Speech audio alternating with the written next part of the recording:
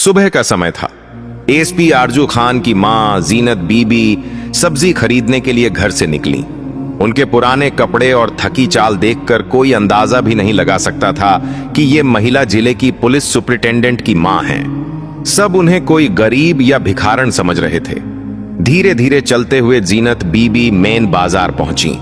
सड़क के दूसरी तरफ एक औरत ठेले पर अमरूद और सेब बेच रही थी। जीनत बीबी ने सड़क पार करना शुरू ही किया था कि अचानक एक पुलिस की जीप तेजी से उनके सामने आ गई। जीप वक्त पर तो रुक गई, मगर धक्का लगने से वो सड़क पर गिर पड़ी। गाड़ी से एक सब इंस्पेक्टर बाहर निकला। नाम था राजेश तिवारी। वो गुस्से से आग बबूला होकर सीधा जीनत बीबी के पास आया और बिना सोचे समझे उनके चेहरे पर जोरदार थप्पड़ जड़ दिया। सड़क पर भीड़ जमा हो गई। लोग मंजर देखते रहे, मगर किसी ने बूढ़ी औरत का साथ न दिया। इंस्पेक्टर चीखा, अंधी है क्या बुढ़िया? हमारी गाड़ी के आगे मरने आई थी? यह सड़क तेरे बाप की है क्या? अभी यही तेरा जनाजा निकल जाता। जीनत बीबी दर्द से कराह उठी। आंखों में आंसू आ गए। चोट अलग और सबके सामने बेइज्जती अलग। संभलते हुए उन्होंने हाथ जोड़कर कहा, बेटा माफ कर दो, मुझसे गलती हो गई। मगर राजेश तिवारी का गुस्सा और बढ़ गया। उसने दूसरा थप्पड़ भी जड़ दिया। भीड़ चुप रही।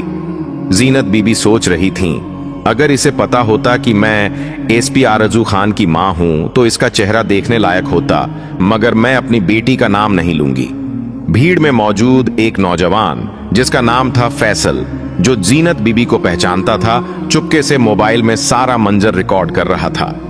कैमरे में साफ दिख रहा था कि इंस्पेक्टर एक बेसहारा बूढ़ी औरत को बार बार थप्पड़ मार रहा है और गालियां दे रहा है। आखिर में इंस्पेक्टर झल्लाकर बोला, जब चलना आता नहीं तो सड़क पर निकलती क्यों है? अभी यहीं मर जाती तो अच्छा था। ये कहकर वो गाड़ी में बैठा और चला गया। जीनत बीबी रोती सिसकती किसी तरह घर लौटी। दूसरी तरफ फैसल सीधा एसपी ऑफिस पहुंचा, जहां एसपी आरजू खान अपनी मेज पर काम कर रही थीं। फैसल ने मोबाइल निकाला और वीडियो दिखा दिया। वीडियो देखते ही आरजू की आंखों में खून उतर आया। जब उन्होंने देखा कि उनकी मां को सबके सामने थप्पड़ मारा जा रहा है और भीड़ तमाशा देख रही है, तो उनका गुस्सा काबू से बाहर हो गया। आरजू ने सोचा, ये इंस्पेक्टर न सिर्फ मेरी मां बल्कि कानून और इंसानियत की भी तौहीन कर चुका है। अब राजेश तिवारी को सबक सिखाना ही होगा। उन्होंने फैसल से पूछा, क्या ये वीडियो मुझे दे सकते हो? फैसल ने डरते डरते कहा, जी मैडम, ये लीजिए, बस मेरा नाम मत लेना। मैं सच का साथ देना चाहता हूं, मगर दुश्मन नहीं बनना चाहता। आरजू ने उसके कंधे पर हाथ रखकर कहा, तुम फिक्र मत करो, तुमने हक का साथ दिया है। तुम्हारे साथ कुछ गलत नहीं होगा। अब तुम घर जाओ और निश्चिंत रहो। शाम को जब आरजू घर पहुंची तो जीनत बीबी दरवाजे पर खड़ी थीं। मां बेटी की आंखें मिली और जीनत बीबी गले लगकर रो पड़ी। आरजू बोली, मां, आपने मुझे बताया तक नहीं। अगर फैसल वीडियो न दिखाता तो मुझे कुछ भी पता न चलता। जीनत बीबी बोली, बेटी, मैं नहीं चाहती थी कि तू परेशान हो, इसलिए चुप रही। आरजू ने मां का हाथ पकड़कर कहा, नहीं मां, ऐसे लोगों को सजा मिलनी चाहिए।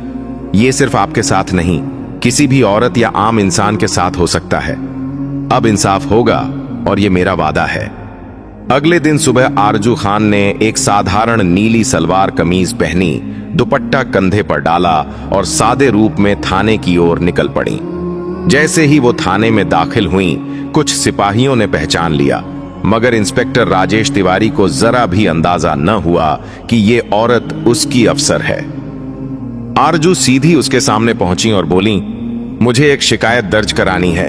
राजेश तिवारी ने उस औरत को ऊपर से नीचे तक घूरा और ताने भरे लहजे में बोला, शिकायत दर्ज करानी है? पता है यहां शिकायत लिखवाने के 5,000 रुपए लगते हैं। लाई हो पैसे? पहले पैसे निकालो, फिर बताओ किसके खिलाफ करानी है।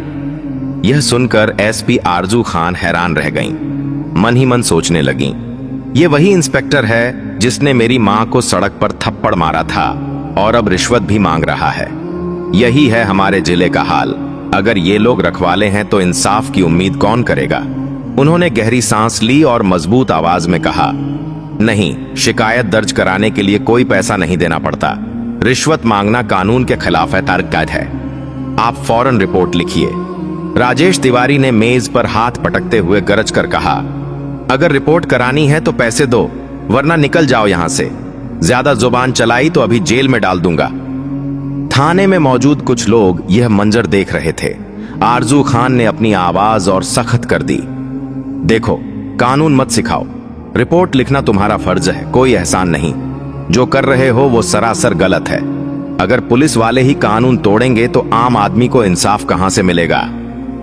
इंस्पेक्टर हंसते हुए कुर्सी पर टिक गया और बोला, तू मुझे कानून समझाएगी? तेरी औकात क्या है? एक पुरानी सलवार कमीज में आई है और मुझे धमका रही है। लगती किसी घर की नौकरानी या भिखारन है, और तू मेरे खिलाफ शिकायत दर्ज करवाएगी? तुझे अंदाजा है हमारा कितना असर है? एक इशारे पर तुझे अंदर करवा दूंगा। निकल जा यहां से। आरजू खान का चेहरा गुस्से से लाल हो गया। वो समझ चुकी थीं कि ये इंस्पेक्टर पूरी तरह भ्रष्ट और घमंडी है, मगर उन्होंने कुछ नहीं कहा। बस शांत चेहरा बनाए मुड़ गईं और थाने से बाहर निकल आईं। बाहर आते ही उन्होंने आसमान की तरफ देखा और मन ही मन कहा, अब खेल शुरू होता है राजेश तिवारी। तूने सिर्फ मेरी मां की नहीं बल्कि कानून की भी बेइज्जती की है। अब तुझे ऐसा सबक सिखाऊंगी जो जिंदगी भर याद रहेगा। इसके बाद आरजू खान सीधी डिप्टी कमिश्नर फारूक मलिक के दफ्तर पहुंची। उनके चेहरे पर गुस्सा साफ झलक रहा था। दफ्तर में दाखिल होते ही उन्होंने मोबाइल निकाला और वो वीडियो दिखा दिया जिसमें उनकी मां जीनत बीबी को सबके सामने थप्पड़ मारा जा रहा था। फिर दूसरा क्लिप चलाया जिसमें इंस्पेक्टर राजेश तिवारी रिश्वत मांग रहा था।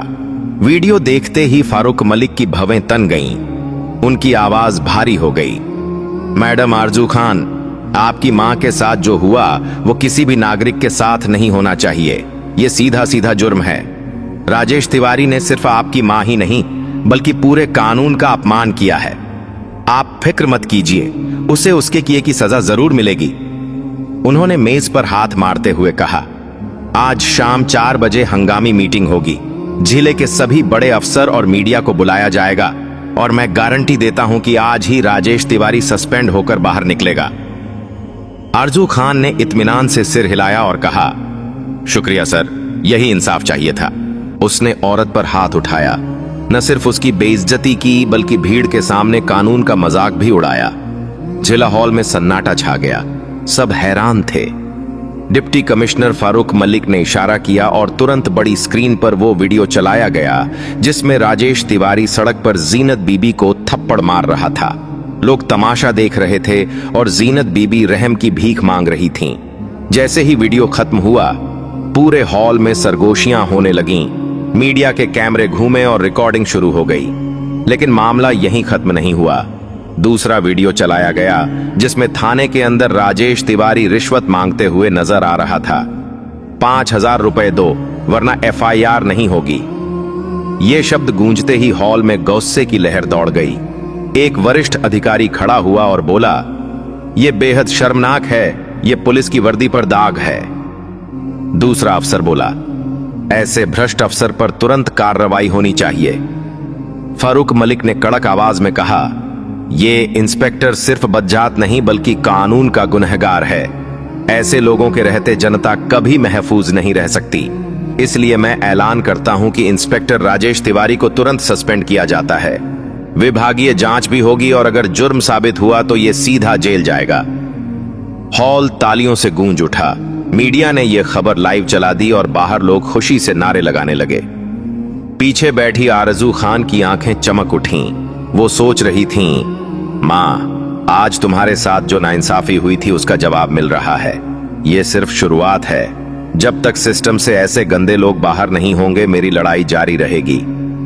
मीटिंग खत्म होते ही फारूक मलिक ने हुक्म दिया, इंस्पेक्टर राजेश तिवारी को फौरन हिरासत में लिया जाए। बाहर मीडिया ने यह खबर लाइव दिखानी शुरू कर दी। पूरे जिले में हलचल मच गई और लोग खुश थे कि एक भ्रष्ट अफसर पर कार्रवाई हुई है। लेकिन कहानी यहीं खत्म नहीं हुई।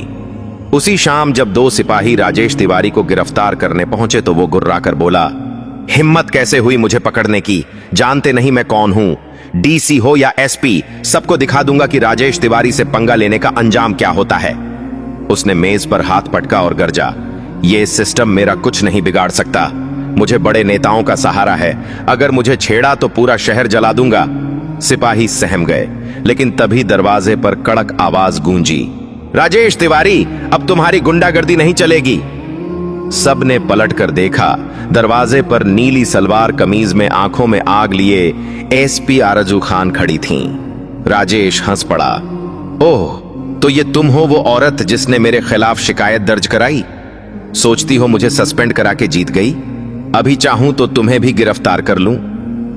आरजू ने धीमी लेकिन खतरनाक आवाज में कहा, रिश्वतखोरी, औरत पर जुल्म, अधिकारों का गलत इस्तेमाल, तुम्हारे ऊपर इतने मुकदमे बन चुके हैं कि अब तुम सिर्फ एक मुजरिम हो। वर्दी अब तुम्हें नहीं बचा सकती। राजेश ने गुस्से में रिवॉल्वर उठा लिया। सिपाही घबरा गए। कोई पास मत आना वरना गोली मार दूंगा। हालात तनावपूर्ण हो गए। खबर मीडिया तक पहुंच चुकी थी और बाहर भीड़ जमा होने लगी थी, लेकिन आरजू पीछे नहीं हटी। वो धीरे धीरे आगे बढ़ी और बोली, जिस हाथ से तुमने मेरी मां को थप्पड़ मारा था, आज वही हाथ हथकड़ी में जकड़ा जाएगा। याद रखो, जब जनता और सच साथ हो तो कोई ताकत टिक नहीं सकती। राजेश चीखा, रुक जाओ! मगर आरजू झपट पड़ी। बिजली की तरह उसके हाथ से रिवॉल्वर छीन लिया और एक जोरदार थप्पड़ जड़ दिया। यह थप्पड़ सिर्फ मेरी मां के लिए नहीं बल्कि पूरे सिस्टम के लिए है जिसे तुमने गंदा किया। सिपाहियों ने आगे बढ़कर राजेश को पकड़ लिया और हथकड़ियां पहना दी। मामला अदालत पहुंचा।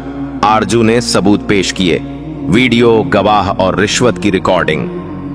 राजेश तिवारी के बचने के सारे रास्ते बंद हो गए। जज ने फैसला सुनाया। इंस्पेक्टर राजेश तिवारी को भ्रष्टाचार, औरत पर जुल्म और अधिकारों के गलत इस्तेमाल का गुनहगार करार देते हुए 10 साल की सजा सुनाई जाती है। अदालत तालियों से गूंज उठी। बाहर लोग नारे लगाने लगे, एसपी आरजू खान जिंदाबाद, भ्रष्टाचार मुर्दाबाद। शाम को आरजू घर लौटी। मां जीनत बीबी दरवाजे पर खड़ी थीं। बेटी को देखते ही उन्होंने गले लगा लिया और कहा, बेटी, आज मुझे फख्र है कि तू मेरी औलाद है। तूने न सिर्फ मेरा बदला लिया बल्कि पूरे गांव और जिले की औरतों की इज्जत बचाई। आरजू मुस्कुराई और बोली, मां, ये तो बस शुरुआत है। जब तक हमारे समाज से करप्शन और नाइंसाफी पूरी तरह खत्म नहीं हो जाती, मेरी लड़ाई जारी रहेगी।